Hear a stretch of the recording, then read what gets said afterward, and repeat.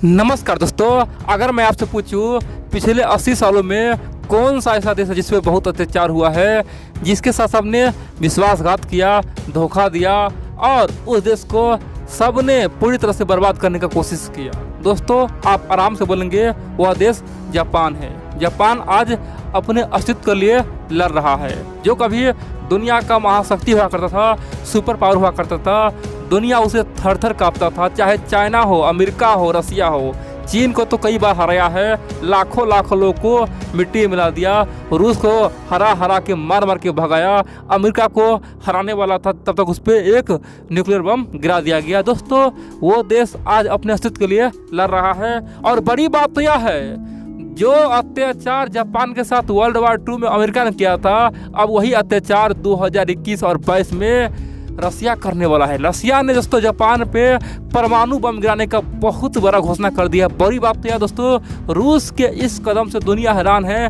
दुनिया बोल रहा है कि ये पुतिन कर क्या रहा है, आखिरकार पुतिन को हिटलर किसने बना दिया। दोस्तों बहुत बड़ी बात है। आप बोलेंगे भाई ये हम क्या बोल रहे हैं, जापान एक मजबूर देश, जापान के साथ अत्याचार हुआ। अरे भाई जापान तो बहुत ही पावरफुल है, उसके पास पैसा खूब है। आखिरकार जापान तो आज दुनिया का तीसरा नंबर का अर्थव्यवस्था है, तो लाचार कैसे हो सकता है। दोस्तों पहले आप ये समझिए। देखिए दोस्तों, लाचार का मतलब यह है, मान लीजिए पहले आप नंबर 1 का ठीक है पोजीशन हासिल करने वाले थे, ठीक है, लेकिन कोई आपको धक्का मार मार के नंबर 3 पे पहुंचा दे, आपको ये बोल दे कि आप कभी भी ना तो हथियार बना सकते हैं, नहीं कभी भी आप सेना बढ़ा सकते हैं, नहीं कभी आप पनडुब्बी या फिर खतरनाक प्रकार मिसाइल बना सकते हैं। दोस्तों समझिए आप पे कितना बंदिश है, ठीक है। अगर जापान को वर्ल्ड वार 2 के बाद खुला चल रहता तो जापान आज दुनिया का दूसरा महाशक्ति रहता। चीन दोस्तों नंबर 3 या 4 पे रहता, जापान नंबर 2 पे रहता, नंबर 1 पे अमेरिका रहता, नंबर 2 पे जापान रहता, और फिर नंबर 3 4 पे कौन रहता, रूस और चीन रहता। लेकिन दोस्तों जापान को इतना खास रूप पे अत्याचार किया गया ना कि जापान को कभी आगे बढ़ने का मौका ही नहीं दिया गया। और आज रसिया क्या बोल रहा है, वो बोल रहा है कि हम उसके ऊपर बम छोड़ेंगे। आखिर कैसा हुआ कि मैं आपको एक एक पॉइंट बताऊं, आप लोग पूरा खबर देखते रहिए। अब यहाँ पे कई सारे मित्र बोलेंगे अरे भाई आखिरकार रसिया और जापान में क्या झगड़ा है, रसिया जापान में समस्या क्या है, झगड़ा तो जापान और चीन में है, तो रूस यहाँ पे परमाणु बम तैनात क्यों कर रहा है। दोस्तों पहले ये समझिए। दोस्तों आप जानते हैं वर्ल्ड वार 2 खत्म हुआ, ठीक है, उस समय जापान घुटना टेक देखिए सामने में, अमेरिका सामने में। उस समय दोस्तों जापान रसिया यानी कि सोवियत संघ से भी लड़ रहा था, लेकिन उस समय जापान ने अमेरिका से शांति समझौता किया। क्या किया कि अब भविष्य में कभी हम लोग युद्ध नहीं करेंगे, जो भी है हो गया, हम लोग मित्र बन के रहेंगे। लेकिन सोवियत संघ और जापान में कोई एग्रीमेंट हुआ ही नहीं। उस समय दोनों युद्ध लड़ रहा था और केवल एक छोटा सा एग्रीमेंट हुआ कि चलो भाई अभी हम लोग परेशान हैं, हमारे ऊपर अटैक हो गया है, इसलिए जापान कुछ समय के लिए रुक जाएगा, ठीक है। जापान अभी रसिया पे हमला नहीं करेगा और रसिया भी जापान पे हमला नहीं करेगा, यानी कि कुछ समय के लिए दोस्तों सांस लेने को होता है ना, जिस प्रकार से होता है ना कि भाई कुछ समय ठहरो फिर लड़ेंगे, यानी कि उस तरह का एग्रीमेंट हुआ था। यहाँ पे कोई भी शांति समझौता नहीं हुआ और यही कारण है कि वर्ल्ड वार 2 से देखें तो अब तक जापान और रसिया सोवियत यानी कि दोस्तों झगड़ा में ही है। ये दोनों अभी भी वार जोन में ही है, ठीक है, लेकिन दोनों रुका हुआ है। दोस्तों कहानी यहाँ तक था। अब यहीं पे रूस चाहता है कि जो हमने समझौता किया था वर्ल्ड वार 2 में कुछ समय रोकने के लिए, अब वो तोड़ेंगे, जापान में फिर से हमला हम करेंगे, जापान को मिटा के छोड़ेंगे। आप बोलेंगे भाई आखिरकार रूस इतना गुस्साया क्यों है।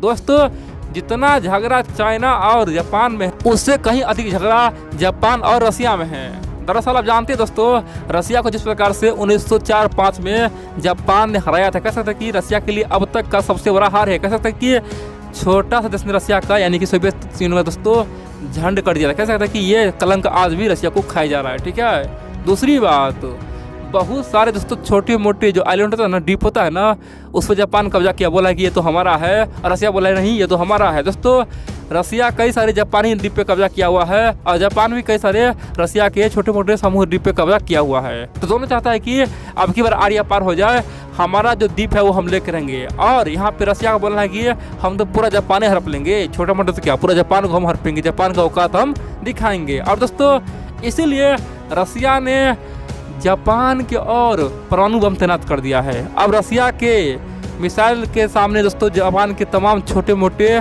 खासतौर पे द्वीप है, आइलैंड है और पूरे जापान है। इतना ही नहीं, दोस्तों समुद्र सागर में जापान खासतौर पे हड़कंप मचा हुआ। जापान की सेना दोस्तों डर से कांप रहा है, क्योंकि समुद्र सागर में अब रसिया ने दोस्तों अपना न्यूक्लियर पनडुब्बी न्यूक्लियर जहाज को भी तैनात कर दिया है। कह सकते हैं कि हर मोर्चे पे केवल परमाणु बम तैनात किया हुआ है। और बड़ी बात तो यह दोस्तों, ये साफ संकेत है, पहली बार रसिया ने जापान की ओर यानी कि वर्ल्ड वॉर II के बाद अपना न्यूक्लियर मिसाइल तैनात किया है। और इसीलिए पूरे जापान में हड़कंप मचा हुआ कि हमारे साथ होने क्या वाला है। अब जापान के जनता अपने सरकार को कोस रहा है कि आखिरकार हम लोग अब तक अमेरिका भरोसे थे, अगर रसिया हम पे हमला कर दिया तो अमेरिका हमें क्यों बचाएगा। अमेरिका का तो कोई अता पता नहीं, अमेरिका तो केवल नाम के लिए दोस्त है। अफगानिस्तान में क्या किया, अमेरिका हवाई बात करता है और जापान को बचाने कोई नहीं आएगा, जापान को खुद खड़ा होना होगा। और इसलिए दोस्तों जापान में बिल्कुल ही नया प्रधानमंत्री बना है फोमियो। दोस्तों फोमियो किशिदा ने ओपनली कहा है कि हम बहुत जल्द जापान को सब कुछ देंगे, परमाणु बम भी दोस्तों बनाने वाले। कैसे कि जापान का जो रक्षा बजट है दोस्तों वो दुगुना हो चुका है, कम से कम $60 बिलियन हो चुका है। और देखेंगे 2023-24 में ये कम से कम 80 से 90 बिलियन हो जाएगा और 2025 तक $100 बिलियन पार हो जाएगा। कह सकते कि जापान केवल 5 साल में दोस्तों अपने आप को पूरी तरह से मॉडिफाई कर देगा और रातों रात उभरेगा। देखेंगे चाइना और दोस्तों छोटे मोटे देश का सबका बाप निकलेगा। जापान के पास टेक्नोलॉजी की कमी नहीं है और जापान समझ गया कि अगर अपना अस्तित्व बचाना है तो अब कुछ करना ही होगा। आप बोलेंगे यहाँ पे भारत को क्या करना होगा। दोस्तों भारत यहाँ पे पिस जाए, कह सकते कि न जापान की ओर बोल सकता है नहीं रूस की ओर बोल सकता है। मान लीजिए अगर बहुत जल्द रूस जापान पे हमला कर दिया दोस्तों, उस केस में हम लोगों के लिए बहुत बड़ा अग्नि परीक्षा होगा, क्योंकि अगर रूस के लिए बोलते तो जापान दोस्तों हमसे नाराज होगा, क्योंकि हम लोग क्वाड का मेंबर है और जापान का और हमारा एक ही दुश्मन है, वो है चाइना।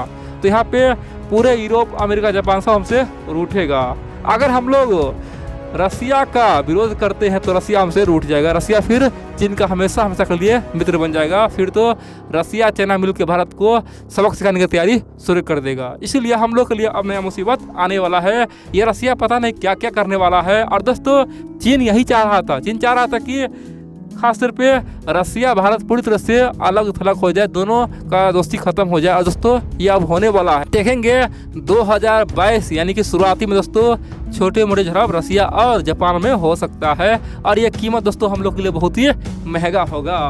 अब आप बोलेंगे रसिया को कोई रोक नहीं सकता है। जी हाँ दोस्तों रोक सकता है, वो है अमेरिका। लेकिन अमेरिका के जो वर्तमान खासतौर पर प्रेसिडेंट है वो बहुत ही दोस्तों बुढ़े हो चुके हैं, उसे क्या करना चाहिए कुछ पता नहीं है। चीन भी उसे आज नहीं डर रहा है, उसे आज कोई नहीं डर रहा है, यहाँ तक कि पाकिस्तान भी उसे आगे दिखा रहा है। दोस्तों खासतौर पर जो बाइडेन दोस्तों इतना कमजोर है ना, जो बाइडेन अगर 3 साल और रह गया दोस्तों 2024 से देखेंगे तो अमेरिका का इमेज धूल में मिला। कह सकते हैं कि अमेरिका जो सुपर पावर था ये हो जाएगा दोस्तों पूरी तरह से दोस्तों कमज़ोर साबित हो जाएगा। कह सकते हैं कि 2024 तक किसी प्रकार से जापान रसिया का युद्ध रोकना होगा। हाँ 2024 के बाद वहाँ बदलाव होना है दोस्तों। हो सकता है डोनाल्ड ट्रंप फिर से आ जाए तो फिर कहानी अलग ही होगा, फिर तो चाइना को खदेड़ के मारेगा। दोस्तों डोनाल्ड ट्रंप एक समझा हुआ सुलझा हुआ नेता था, ठीक है, अलग बात थी, वो बरबोलापन था, कुछ ही बोलता था, कॉमेडी करता था, लेकिन दोस्तों वो अंदर से बहुत ही शातिर था, ये बात आप लोग मान लीजिए।